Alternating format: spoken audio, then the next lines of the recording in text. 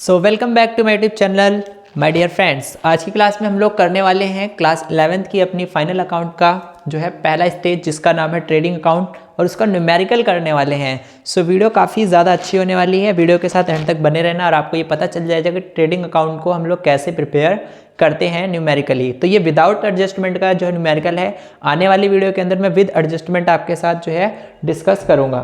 तो चलिए सबसे पहले अपने क्वेश्चन की शुरुआत करते हैं।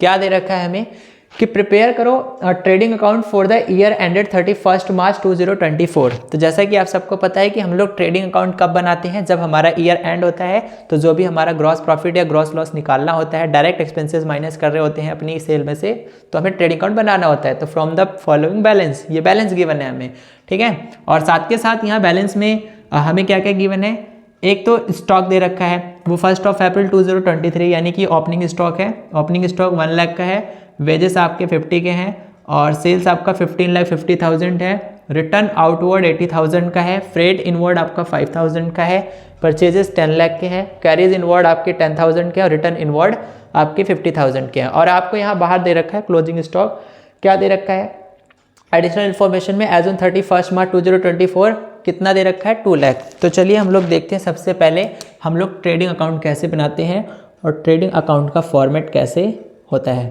ठीक है। तो ट्रेडिंग अकाउंट मैंने आपको ऑलरेडी इसकी थियोरेटिकल वीडियो प्रोवाइड कर दी है।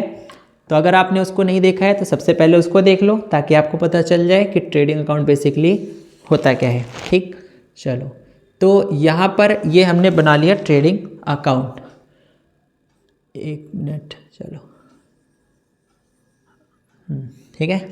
ट्रेडिंग अकाउंट हमने बना लिया है और ये हमारा हो गया पर्टिकुलर्स अमाउंट,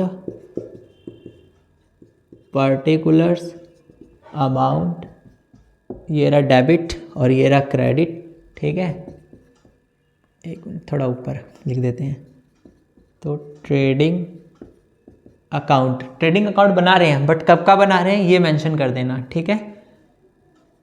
एज ऑन 31 मार्च 2024, ठीक है। अगर अभी यहाँ कंपनी का नाम गिवन होता है तो आप यहाँ पर भी लिख देते in the book of XYZ, जो भी है। इस तरह से पूरी की पूरी फॉर्मेटिंग होती है।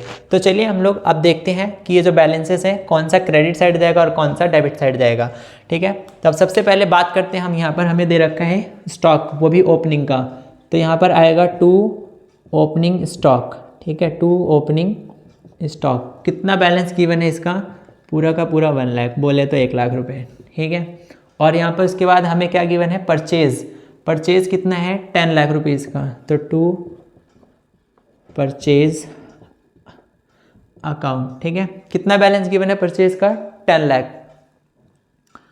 तो यहाँ पर पूरा 10 लाख, ठीक है। साथ के साथ हमें यहाँ पर दे रखा है रिटर्न आउटवर्ड का मतलब होता है परचेज रिटर्न।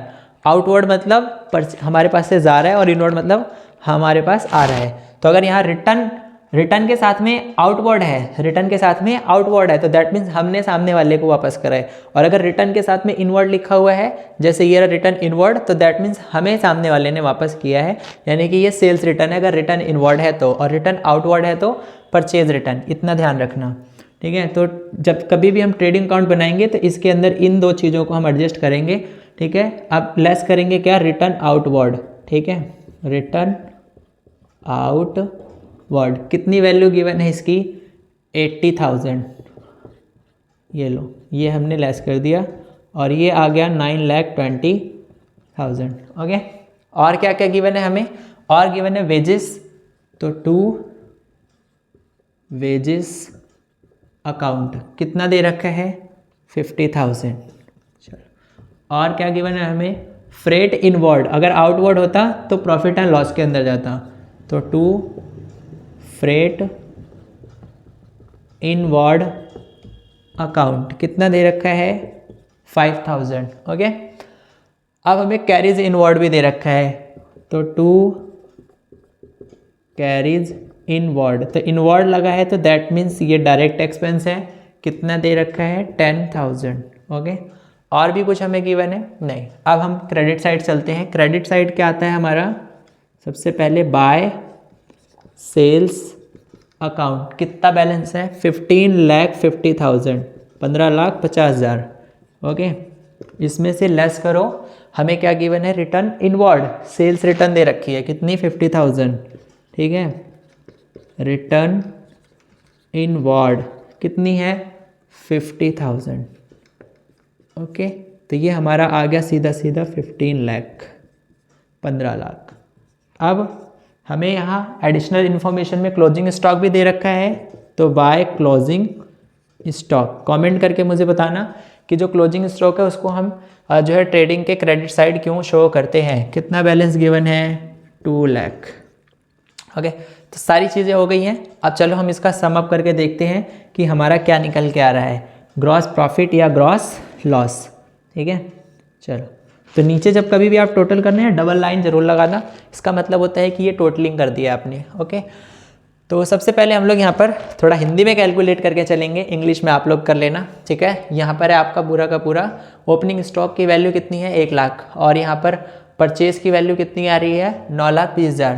तो 9 और 1 कितने हो गए, 10,20,000 हो गए, 10,20,000, और 20,000 प्लस 50,000 कितने हो गए, 10,70,000।